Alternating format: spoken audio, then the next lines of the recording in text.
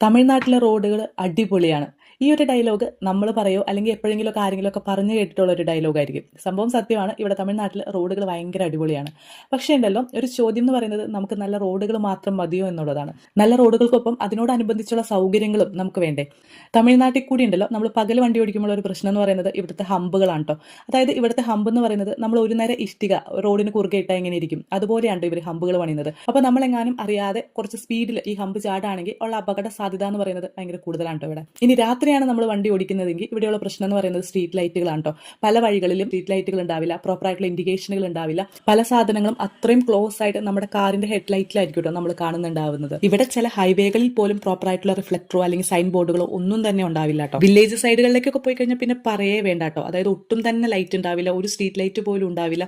വളരെ ഇരുട്ടായിരിക്കും റോഡിലും വഴിയിലും എല്ലാം, ഭയങ്കര വിജനമായിരിക്കും വഴികൾ. ശരിക്കും നമുക്ക് പേടിയാവും കേട്ടോ വണ്ടി ഓടിക്കാനൊക്കെ ആയിട്ട്. അപ്പൊ ഞാൻ പറയുന്നത്, നമുക്ക് നല്ല റോഡുകൾ മാത്രം പോരാ, നല്ല റോഡുകൾ വേണം, അതിനോടനുബന്ധിച്ചുള്ള എല്ലാ സൗകര്യങ്ങളും നമുക്ക് വേണം. അല്ലേ? നിങ്ങൾക്ക് എന്താ തോന്നുന്നത്? വീഡിയോ ഇഷ്ടപ്പെട്ടു കഴിഞ്ഞാൽ സബ്സ്ക്രൈബ് ചെയ്ത് കൂടെ പോരേട്ടോ.